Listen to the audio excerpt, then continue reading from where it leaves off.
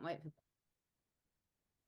Right, I am so happy to have someone, one of my favorite guests on my channel back, Matt Roeske from Cultivate Elevate. And when we have Matt on, there's so many different directions this show can go in because there's so many interesting things to talk about.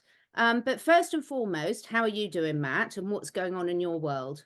I'm good. I'm just, waiting for it to be summertime soon. It's getting a little warmer now. So, everything's blooming. And it was Yeah. funny. I was going outside showing the land and how everything is just blooming like crazy from all the electroculture antennas. And I showed like the trees and everything coming out. But everything's good over here, just trucking along and then working on my electroculture book and just getting that all put together with the pictures. And that shall be an exciting, rabbit hole for people to see a different side. I'm so excited about that. And I wanted to start with the electroculture because I've just started with mine. So all my house plants, because it's still we're still getting quite a few frosts here in the UK. So I haven't gone out and replanted a lot of my vegetables and stuff. And I've got some big fruit trees I've got to do as well somehow. I'll have to get your advice for that. But I'm just loving doing the electroculture. So let's start with that. And most people will have heard of it, but we've got a lot of new listeners. So can you start and tell people what exactly is electroculture and how did you get into it? So electroculture is harnessing the atmospheric energy that's all around us. The ether, the chi, the prana, the life force, the orgone, whichever word you would like to call it. There's energy that is existing all around us. It's the fifth element known as ether. And it's interesting because that element was removed off the periodic table in 1908. So when we talk about this term, it's usually considered woo-woo, pseudoscience, witchery, whatever it may be. But it used to be on the periodic table before 1908. So what we're doing is we're creating atmospheric antennas, as you have placed behind you in your plant. It's a piece of wood wrapped with copper, and you're placing that into your planter pots or into your garden so that you can harness the beautiful atmospheric energy that's all around us. What this does is it allows the plants to grow faster. You don't need pesticides. You don't need chemicals. It brings pollinators. It brings birds. It brings bees. It brings animals, bats and all kinds of things, and everything will pick up on that energy. But your plants will start to grow faster. And it was interesting because in the last, 2 years as I've been getting into this, I've been watching just remarkable success stories. And it's one of mine was, and how I got into this was I was doing a lot of research on this topic. I had an Akashic reading in 2019, 2020. And the lady I talked to, she told me to look into crop circles. Mm. And as I looked into crop circles, I started looking into pyramid energy and clan energy and all these different things. And it led to copper. And it was funny, as I was learning about this, I decided, I think I'm going to try this. I'm going to make these antennas. I'm going to put them in my garden. I'm going to see what happened. And I tried it on my moringa plant, and it was on the third floor balcony. This was, in Scottsdale on the public road, lots of noise, all the stuff that was there. And instead of yielding just a 6-inch moringa pod, I yielded a 14-inch and 22-inch moringa pod. And I Wow. was blown away because I thought, this must be the secret to the pumpkins. You think of those big Yeah. 2,000-pound pumpkins, somebody understood energy. And we think of like food all used to be a lot bigger. It's shrunken over time. Same with people. People Yeah. used to be a lot bigger and they've shrunken over time too. But through all of this, it's been just a journey of understanding energy and all of the untapped energy that we just aren't taught about. And the best way to think about what you're replicating is the antennas that are on top of all the cathedrals. You Mm. see all these old world buildings with antennas on all of those. Usually those have a piece of copper that's attached down from the antenna and runs into the sacred garden next door. That's what gets them those big, beautiful gardens that, people don't know about. It's so easy and it's such fun to experiment with things like this. I've got all sorts of plans, so you probably won't see me much on the computer because I'll be out there doing all these things in my garden. But there's a lot of wisdom to it. One of the things that really hit home for me, I was doing some studying on some natural therapies that I use. And one of the things that copper peptides are really involved in stem cell production.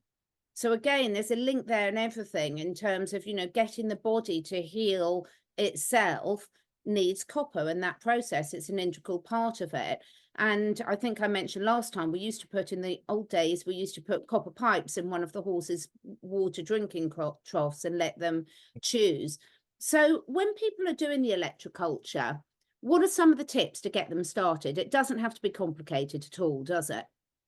No, it doesn't. And this is really simple. You know, you can get a piece of wood from your backyard. The wood will resonate the same frequency as you because everything that's in your backyard picks up on your frequency. So you get a piece of wood and then you take it and then you wrap it with copper and you create coils around that piece of copper or around that piece of wood.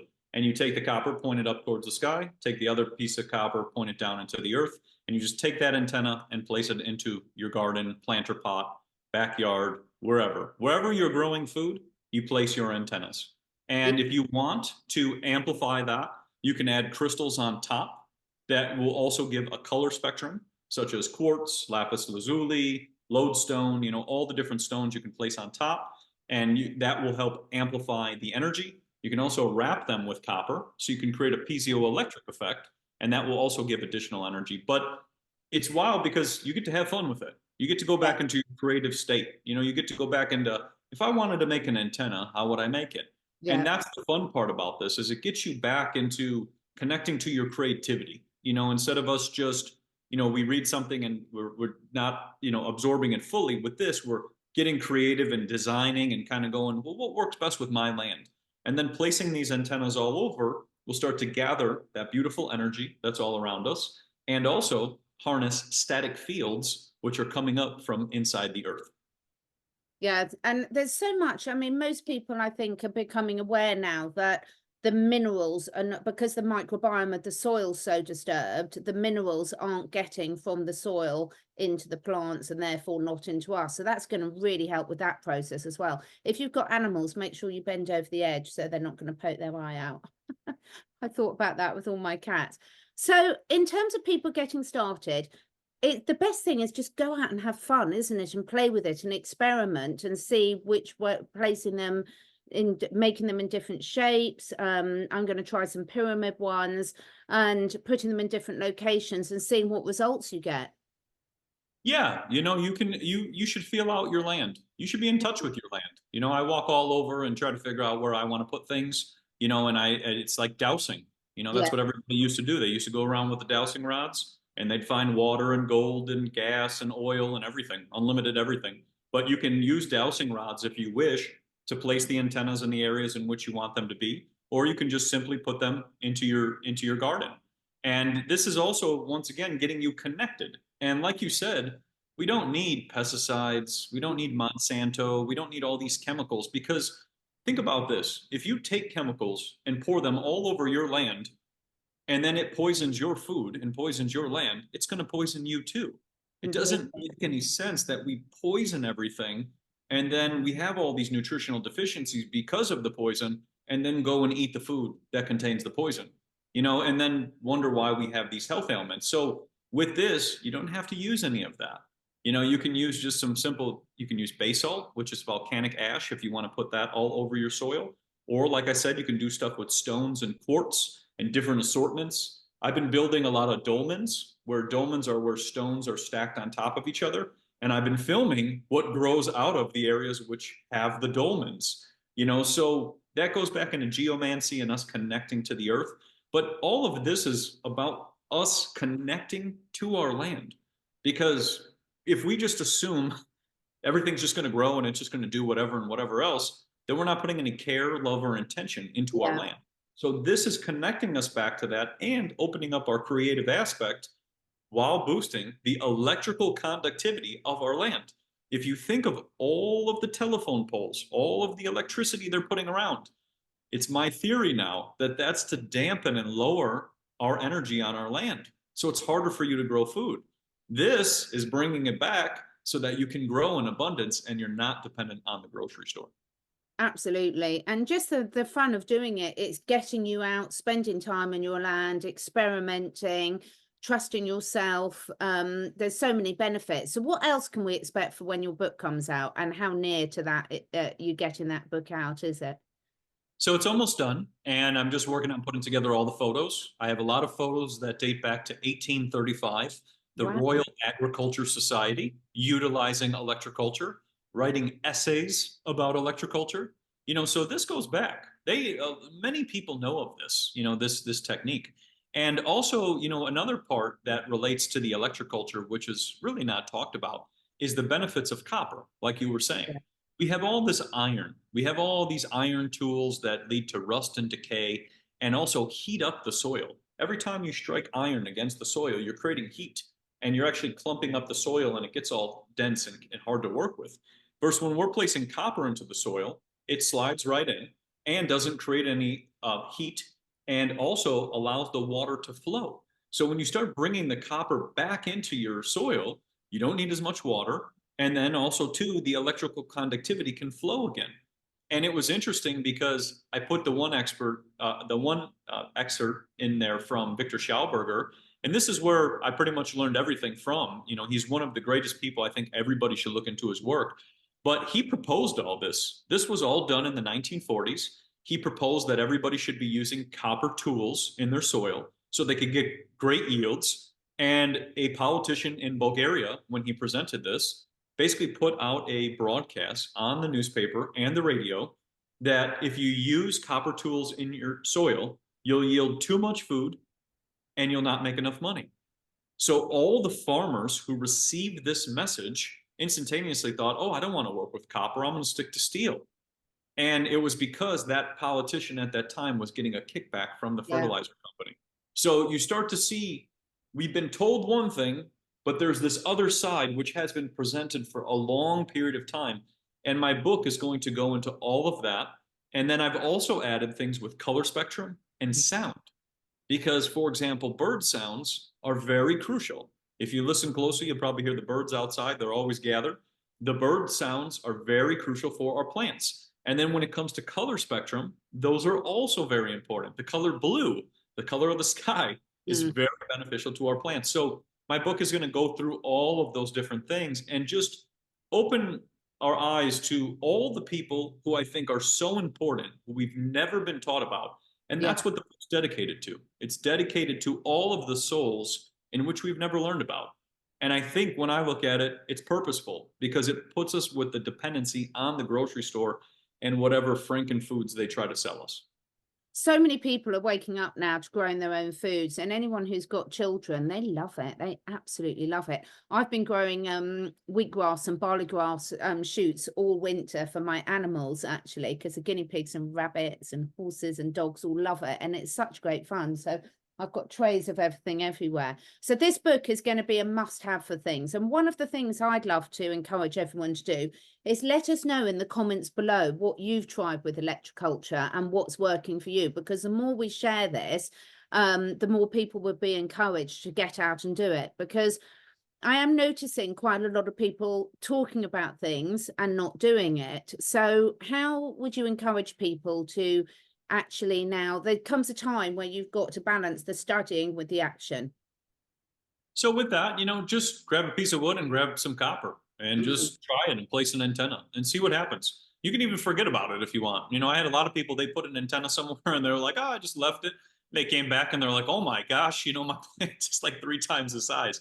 Or it was funny, I had another friend who just took a copper pipe and they just threw it in their backyard, and the tree next to it was producing a ton of apples.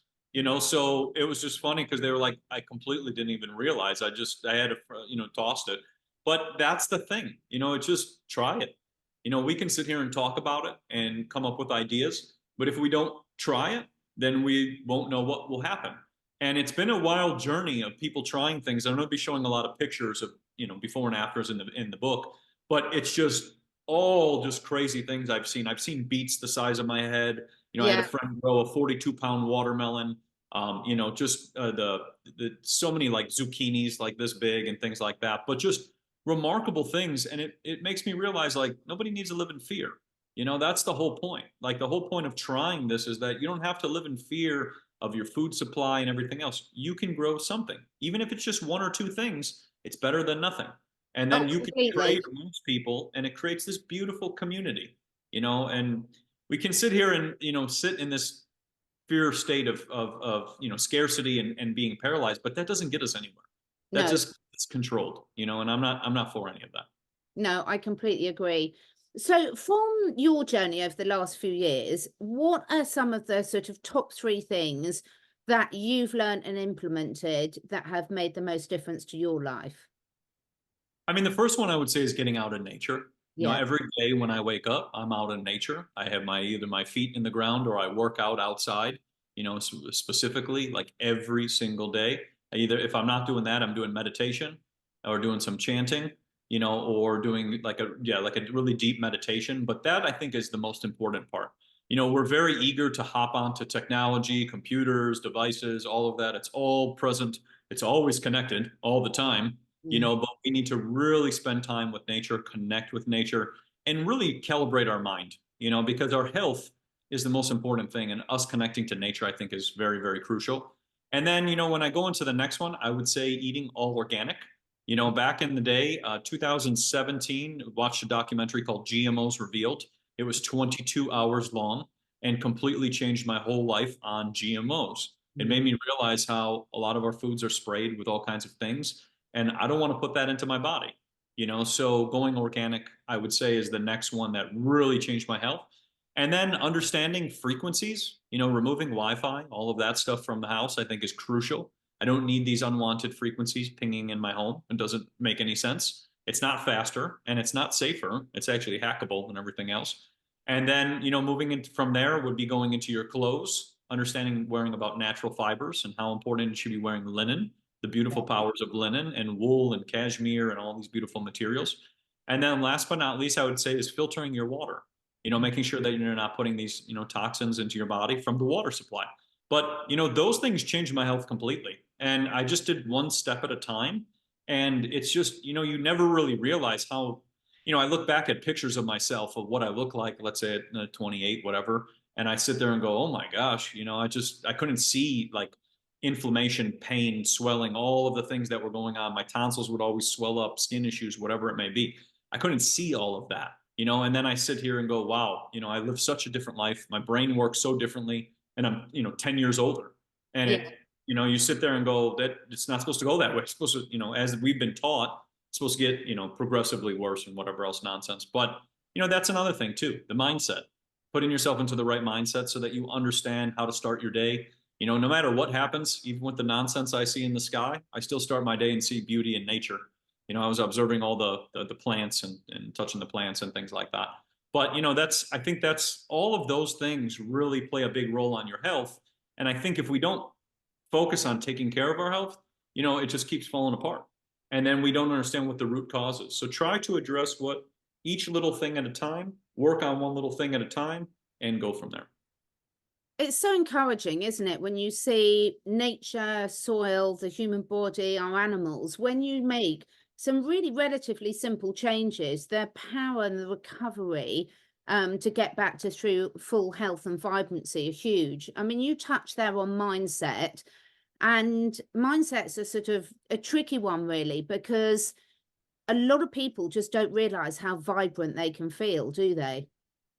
Well, no, because you know you sign on, and the first thing you see on whatever device it may be, you know, it could be the television too as well. But you know, any of these devices, you just see chaos. You know, Yeah. like I signed on yesterday after you know being out in nature, and there was the internet outage, which was like the alleged solar flare that only affected like New York City, which is funny. Yeah. It's comical. But you know, when you see something like that, it's like, okay, this is trying to put you into a mindset. And I was sitting out filming robins. I have robins by my house now, which is funny. And Scottsdale, you don't really see them, but I was out there filming them and just watching them and whatever. And I came in and, you know, I had people messaging me and whatever. And I thought, this is what they try to do. They're trying to put you in chaos before you even start your day. Think of your cells. You know, your cells, if they see chaos when you start the day, they're going to be in a chaotic state for the rest of the day. It's very hard for the body to relax, Mm. calm, restore, repair because of that. So, you know, when I look at it, like I said, try to start my day with a positive mindset, spend my time in nature, clear my head, and then go into it. And then when I do go into it, because of seeing something like that, I'm seeing it from every angle and going, oh my gosh, you know, they cut the ocean cables today, maybe, you know, because the internet runs through the ocean. Yeah. So maybe just cut a cable and then people had the internet was out. But then it leads to all these other things of possibilities. And it's like, it's not like that. And it's funny because my internet goes out all the time, a bunch of times, but it is what it is. You know, I've started to realize that we just adapt. It's such a beautiful thing. And if we're too dependent on this and in this, you know, crazed mindset, which they're trying to put you in, then they're controlling you. They're controlling your energy, your power, your essence, everything.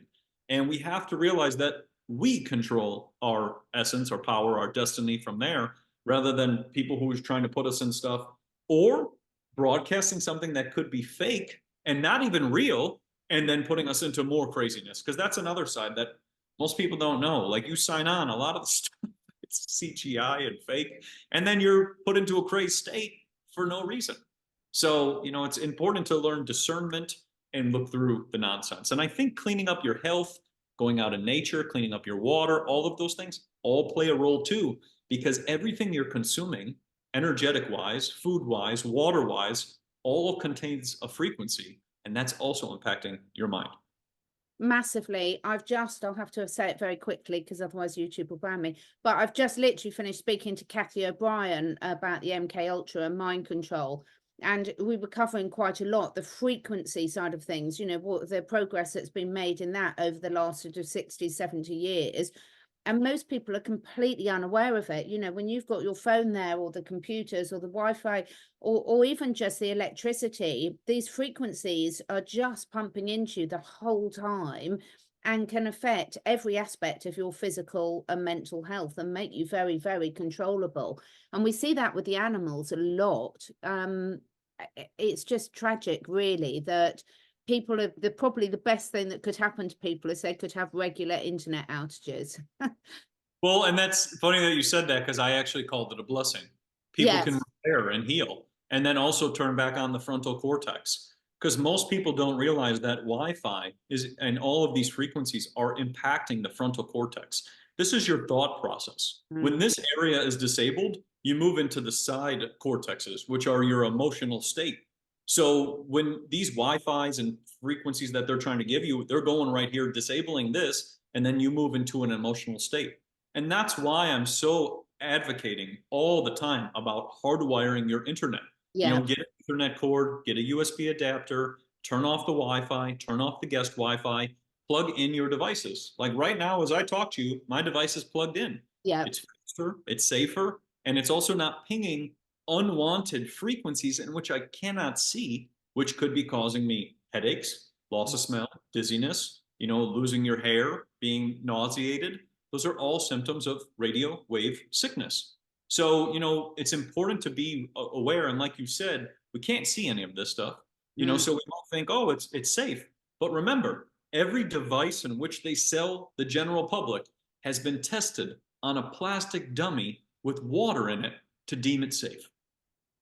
It's just quite ridiculous, actually. And but on the good side of things, it's like when they tried putting everyone in lockdown. I was quite lucky. We all just ignored it. But when they did, when you break people's natural routine, then they'll start thinking. And actually, the more they start doing things like that, I'm very confident it will backfire on people, because people, when they can get out of that routine that's just been completely run from their subconscious program mind, that's when more people are going to start asking questions and waking up to things. So I do think that whatever the reason is, it can backfire on them and be a positive, definitely. So well, and not to cut you off, but I like that you said that, because with social media, I've been censored so much, like on Instagram and every platform, whatever. I'm banned from Facebook. I was banned in 2020. But, like I've been censored so much. And so what's happened is people have moved to other platforms like Telegram, Rumble. And also too, a lot of people have just left.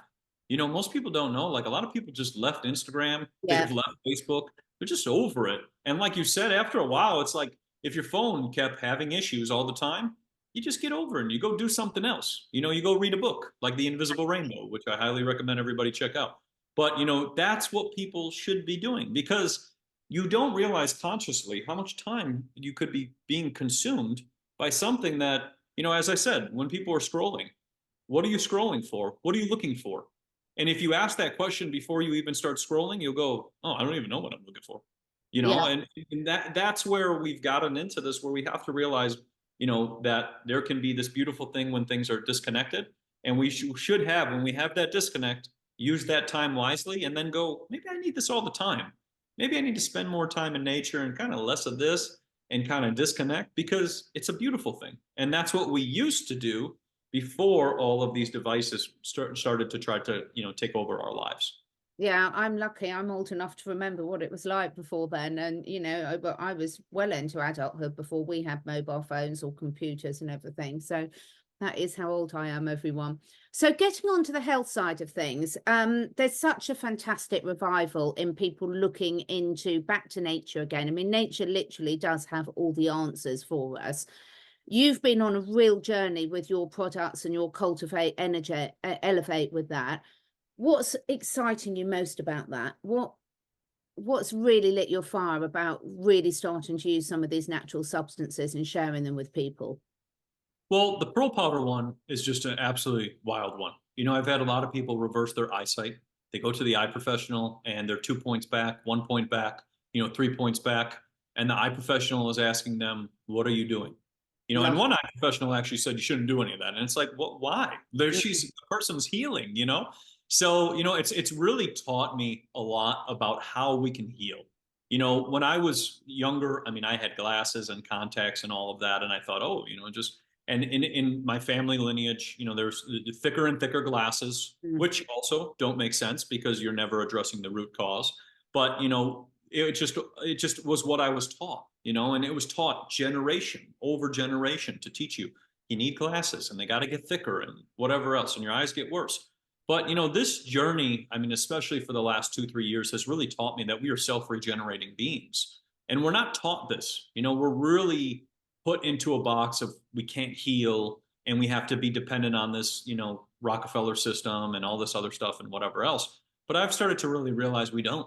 We really don't need any of this. And pearl powder has been absolutely remarkable for that, healing the eyes. The most wonderful study I ever read, and this is kind of what started pearl powder, was I read about a professional who was using pearl powder with her patients. She had 100 patients with cataracts, and she gave them pearl powder for 2 months straight.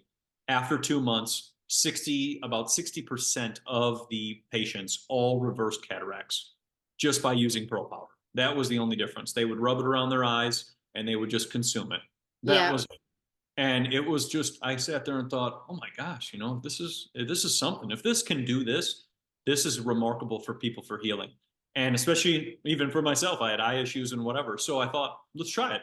Rolled it out, and now it's just been absolutely stunning, the amount of feedback and people just, helping with eye pressure, eyesight issues, sleeping issues, skin issues, connective, tissue issues with the skin, the teeth, because you think of pearly whites and how people put pearls in their mouth. But like when you get into all the healing properties of pearl, you sit there and go, why aren't we using this?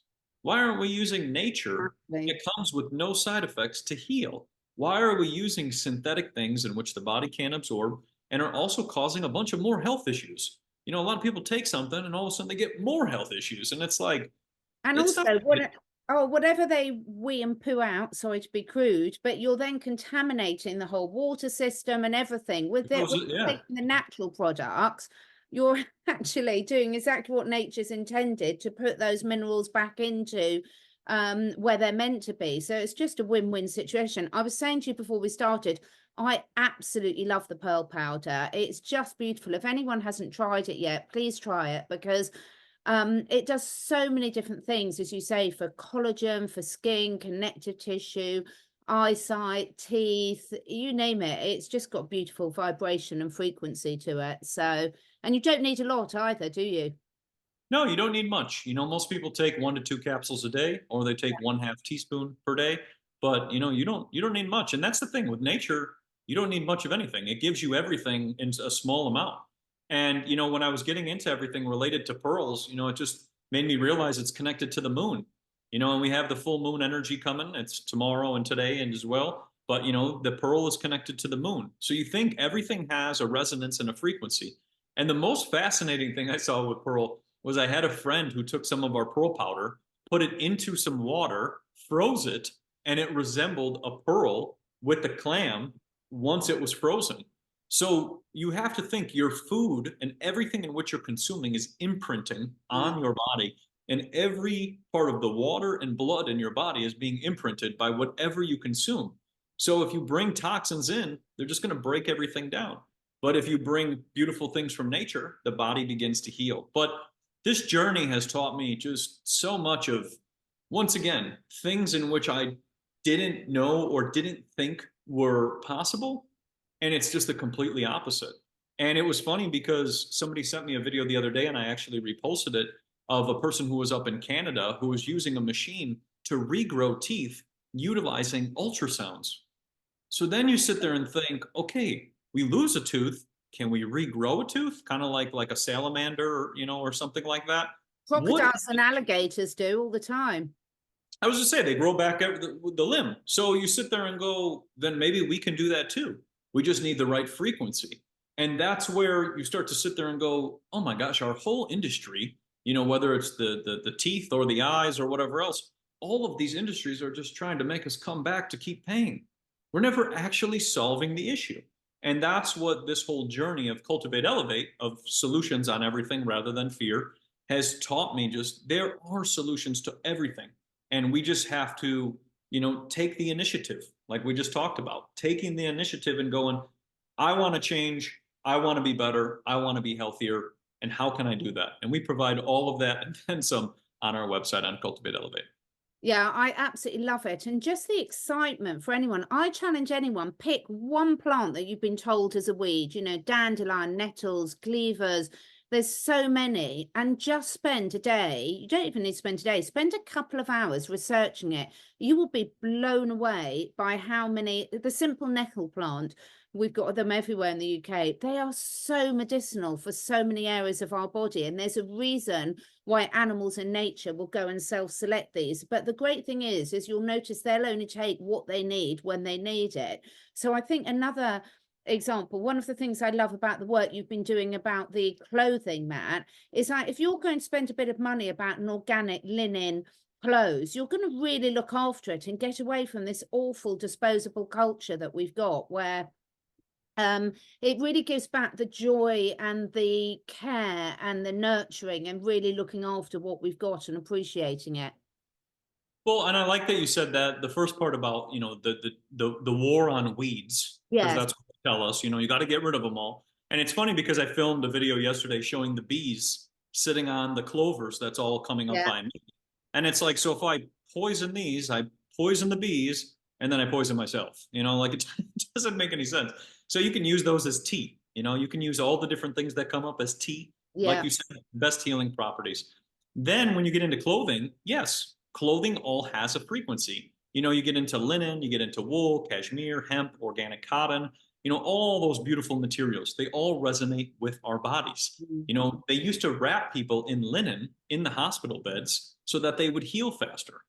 Back in the 1900s, 1910s, they had linen sheets. Everybody had linen. They would wrap the person so that the wounds would heal quicker, because there's so much light frequency coming off the linen. Versus when we're wearing things like plastics and polymers and things from DuPont, because DuPont just owns everything of plastic, anything of that nature, now we're not getting those light frequencies. They're all blocked, and we build up all this static on our body. And this is why when a person who's having polyester sheets and sleeping in them starts to build up a lot of static and develop restless leg syndrome, because your legs are constantly having all this static, the blood's all getting all thick, and then you can't sleep. So what you can do is you can get yourself some linen sheets and you will sleep like a baby. And it's wild because when you start wearing these materials, linen, wool, hemp, cashmere, organic cotton, all 5 of those, when you start wearing those materials, you will feel the difference.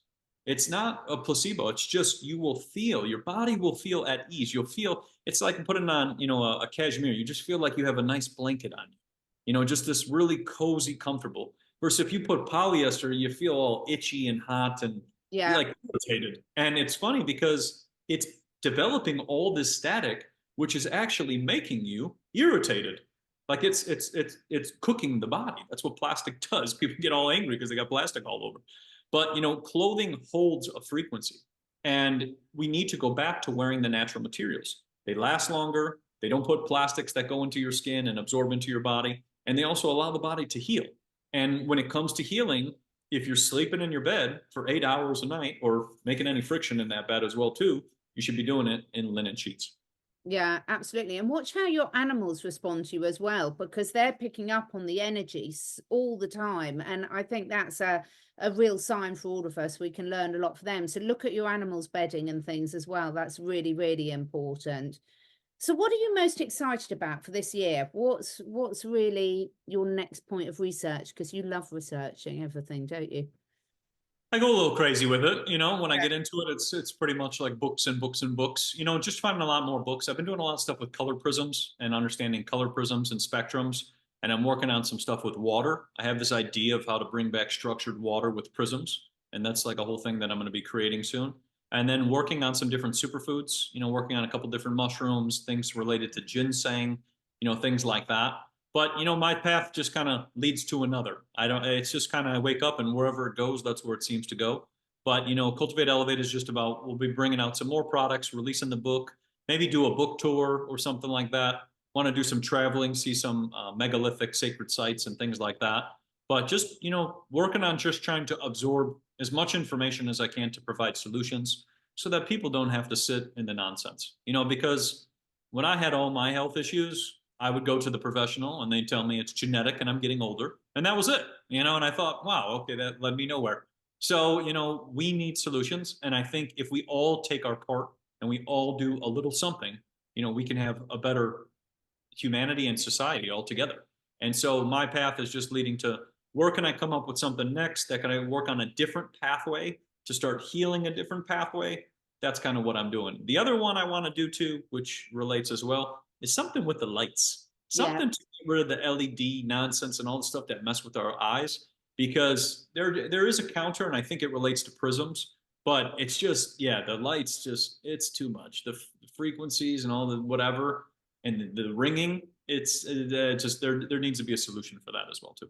I think that's absolutely huge. I was speaking to someone yesterday and he's bringing out a documentary about how to make your home non-toxic, because our home should be a place of sanctuary where we go for healing, not the place where it makes us ill. And I think it's just going to be fantastic that so many people are really waking up to this, because it is madness. I've got a feeling there's going to be a huge breakthrough in the electric side of things, in the free electricity and the different way of power very, very soon. Have you seen anything new coming up on that? I mean, obviously you're sharing a lot of the ancient wisdom, but So with that, I did a video showing when you spin mercury, you can create voltage. So I think if people start to kind of tap back into understanding mercury, and they tell us to stay away from it, yeah, you can understand why, because if you can power your house, oh, that's not good for business. That's for sure. So, when we tap back in, I think, like you said, I think people will start to get more into this. People can also research atmospheric energy with Herman Plawson, all of his work where he was sending balloons up into the sky and gathering a bunch of energy too, because the higher you go up, the more energy that's there.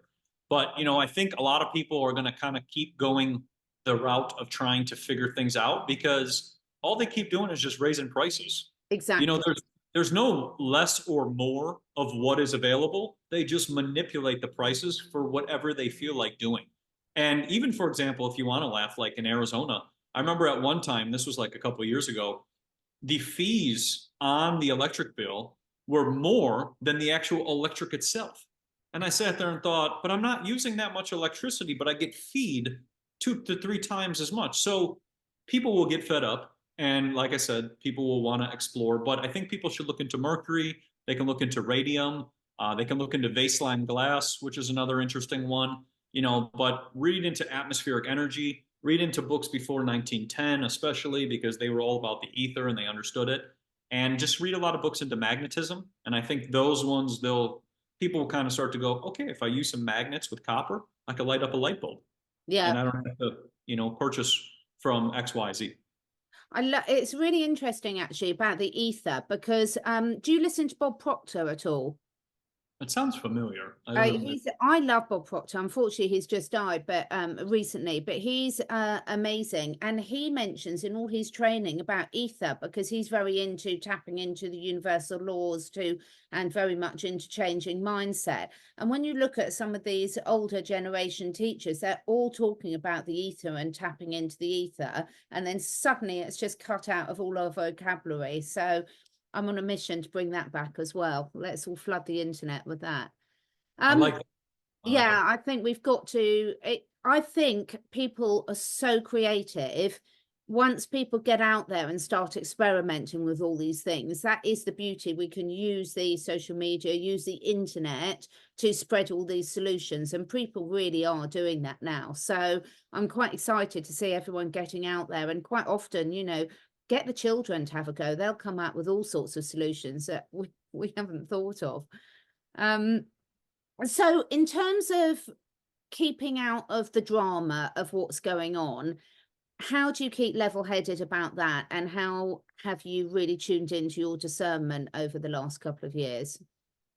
You know, with that one, it's just kind of like with whatever situation occurs, I try to look at it from every single angle before I kind of make, you know, a decision. So like even with the internet outage thing, you know, where did it occur?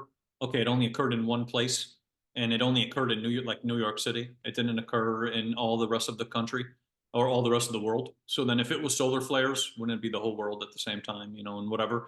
So I kind of look at it from every angle. And then, you know, just like I said, with especially with spending a lot of time in nature, you kind of like just learn to look at things and observe and kind of wonder how something works and how it functions. And then just kind of when I go into my day, that's the same thing I do.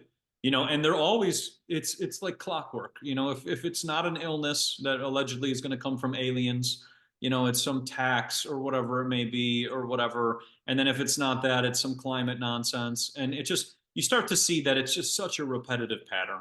Yeah. You know, I think that's the other thing. Like when you start to look at it, you're like, okay, every 3 months, they're going to do X, Y, and Z and then say whatever. And then you start to realize that none of those things actually happen. You know, like it doesn't happen that way. But it's what's built into it. And they also work on moon cycles, which is another thing. And people should be really aware, like right now during the full moon, your nerves are on the most edge because that moon is pulling on you. And this is why, you know, people used to, you know, go crazy during the full moon. They have the most babies, there's the most accidents, you know, all these things that happen during the full moon. So they cue a lot of these events during those times. And if you want to take it a step further, all the political events, when they elect somebody or select whatever the nonsense is, those happen around the full moon and during an eclipse. So you see that the people who orchestrate the nonsense follow what's going on with the moon cycles. And then you start to see, oh, okay, well, during that time, I just need to spend more time with nature because they're just going to try to pull some nonsense. And I think the more we focus on ourselves, our health, the food that we grow, you know, dousing and getting your own water, you know, understanding your own energy and going back into that, you know, even going back into stuff with candles and fire, connecting with fire, you know, all of those things, the more that a lot of the stuff, as much as it's happening, it's really not doing anything to your life. Like, did your life change based on yesterday's situation? You have the internet today, so it didn't. Yeah. You actually right back to what you were. But the emotional state in which they put you in made you crazy and made you go buy a whole bunch of rations or food or something, you know, like something, whatever, because of that. So it's important to be very level-headed and look at things from every angle before, you know, an event or while an event occurs, because the fact that it's just usually just trying to pull you. You know, they're just trying to pull you over here. And then when you're not paying attention over here, oh, we got this one over here. And even I think like the whatever King Charles or whatever came out the other day talking about the climate and whatever. The man's got so much wealth. The crown alone is worth more than like anybody's amount of wealth that it has. He could fix things overnight. Exactly. But it's our fault. And that's why I say it's important to look at these things and go, does it really seem like it's our fault? Or is it really somebody else? And to have discernment to look through it and go, yeah, I don't really believe anything that you're saying. I'm going to keep doing what I'm doing over here. Yeah, completely. And I think you're very good on your Instagram and things of not reacting to people, because there's a lot of angry people around, aren't there? So. Yes, there are. The robots come out in full force, and it's just it's wild. And what people don't know, you know, with the algorithms is that, let's say you have one person who's on this side and you have one person's on this side. When you post a video, what Instagram and social media will do is it will start to show your video to this side. Oh, completely. Tell me about it. So then all of a sudden, all these people will appear on your page or YouTube or whatever it is, and they will start coming at you because the algorithm has set it up to divide us so that we're just fighting. And this used to happen all the time with the vegan and the carnivore people. Yeah. They would post a video, and then all of a sudden all the vegans come, and then all of a sudden the people are telling you got to eat meat. It's divide and conquer. This is how the algorithms are set up for social media. So with anything that posting up and putting up on social media, you have to be aware of how these algorithms are set up and who's going to come. And a lot of the times when the robots come in, or the AI or whatever it may be that come onto my page and start whatever, I just say best wishes. I'm not using the energy. I don't got the time. We don't got time for this. We have bigger things that are trying to impact our life all the time and trying to harm us than us sitting going back and forth and then arguing because the algorithm has sent you to my page. Completely, absolutely, completely. And it's so funny because I have never once gone on any page of any social media and written another negative comment. If I don't like it, I just don't look at it. I mean, it's really not that hard, is it? But I think this is where the understanding and the tolerance of where people's got, and the only way we can do that is, as you say, is by changing yourself and not reacting back. Otherwise, it just gets into an energetic battle. So thank you so much for that. I am really excited for your book to come out. I cannot wait to get it. I'm going to be playing in my garden this weekend with the Electroculture. And I've got 5 cats, so I'm going to be able to see whether they go and sleep under it all. Any final words? Anything else you wanted to cover today? No, so the last one I would just say is in my book, I will be also showing something called the Ebner effect, which I think everybody should look into. And this is kind of what it makes me think about giants and how people used to be really big. There used to be very large static fields, but there was a Swiss scientist who put seeds and fish eggs in high static fields. And he noticed that, for example, a little baby trout would turn into like a salmon. Wow. And this was real time. So when you think of what electroculture is doing with your plants, Yeah, it's doing the exact same thing. It's raising the static fields. It's creating static fields, and you're harnessing that energy. And then when he did this with plants, like a fern, it looked like something out of like a different world. It didn't even look like a fern anymore. So, and this was to counter, which is funny, he created this to counter Monsanto and GMOs. So you sit there and go, there are counters towards everything. All the stuff they're trying to do, there's a counter towards everything. But that will also be included in the book. But I wanted to put that in there because I think people need to see that there is some crazy possibilities that we have no idea. And I think this route will lead us into something in which is really going to open up our eyes and our minds to the true potential of how much food we can have. I really do think it's a huge breakthrough. It's just literally, imagine all the people all over the globe just doing a little bit in their own gardens. Imagine how much that's going to shift the energy. These things can really make a huge impact. And then we can all look up and see what impact it's having on the sky. So thank you so much for that. You'll have to come back when your book's out, so we can go through some details of that. Have a fantastic weekend, everyone. It's full moon, so I've got to collect all my black cats and get out on my broomstick. That's a busy night for me. But no, I really do appreciate all you do. And most importantly, I appreciate the way you do it. And if people have not tried the pearl powder yet, you have got to try it. My animals are thriving on it as well. So, don't forget your animals need this stuff too. Thanks so much, Matt. Thank you so much for having me on. I'll see you next time. Take care. Bye.